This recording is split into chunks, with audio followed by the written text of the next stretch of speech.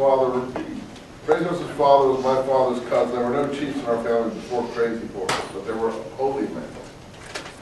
And he became a chief because of the power he got in the vision when he was a boy. He too had a vision when he was a boy. When I was a man, my father told me something about that vision. Of course, he did not know all of it, but he said that Crazy Horse dreamed that he went into the spirit, into the world where there is nothing but the spirit of all things.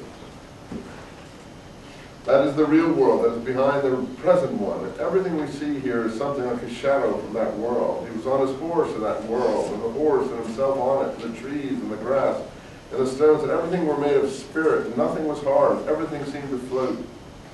His horse was standing still there, and yet danced around like a horse made only of shadow. And that's how he got his name, which does not mean that his horse was crazy or wild, but that in his vision it danced around in that peculiar way.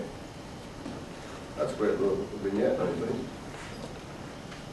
And so you wouldn't get something like that if you didn't read the book. And that's why I think reading books are good. I mean, someone can lecture you on something, oh, Crazy Horse doesn't mean Crazy Horse, it's a vision he got, you know. But this, if you don't read for yourself, you don't really get some of these really nice things. You say, well, what do I need them for? Well, you don't, I suppose. You prefer to listen to Eminem, go ahead, you know. If that's the comparison that one might make. Or you want to hear some rapper talk about some other rubbish, etc. I mean, you make choices in life with what you want to fill your brain with. So occasionally it pays to fill it with something elegant, I think, and not just something low, all of constant barrage of something really scummy. So yeah, I mean, that's really, I think, an elegant little vignette there. So that's, I think, the reason for it. So if anyone asks you why you do this, just tell them, give them the answer I just gave you. It was this vision that gave him his great power. So when he went into a fight, he don't even think of the world to be in it again, that spirit world. And that's why nothing could hurt him. That's why he could go through anything and not be hurt. Until he was murdered by the Wasichus in Soldiers Town on White River. He had only been wounded twice. Once by accident, and both times by someone of his own people when he was not expecting trouble and was not thinking about it, never by an enemy. When he was 15, he was wounded by accident, and the other time, when he was a young man, another man was jealous of him because the man's wife liked Crazy Horse. Apparently, he took someone's wife, or someone's wife wanted to be in his teepee, and the man charged in and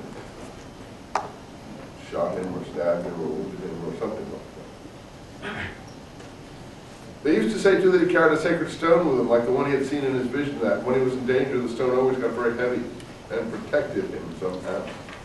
They used to say that's the reason no horse he ever rode lasted very long. I don't know about these things. Maybe people only thought it, but it's a fact that he never kept one horse long. They wore out. I think it was only the power of his great vision that made him great. So everyone felt that way about him, that he was a queer man. He doesn't mean by queer what you might think he means. He means odd, peculiar. And that back when this book was written, queer didn't mean what we now impute to him. He would joke in his own teepee, and when he went on his own warpath in the small party, he would joke to make the warriors feel good. He's picture's quite an impressive person, don't you think? Really, it's a great picture. I mean, wherever you get this, you wouldn't get this picture. Well, again, what do you need it? You say, well, I think it enlarges your life and makes it a richer life to know these.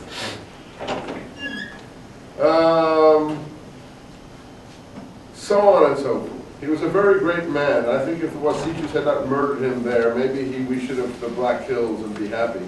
They could not kill him in battle. They had to lie to him and murder him. And he was only about 30 years old when he died. I forget the circumstances, but they brought him into the fort after the Little Bighorn and his people were starving, and he came in finally because of his people that were out there. You know, the Indians had to have their families and their wives and children with them when they were doing these things. They weren't a professional army.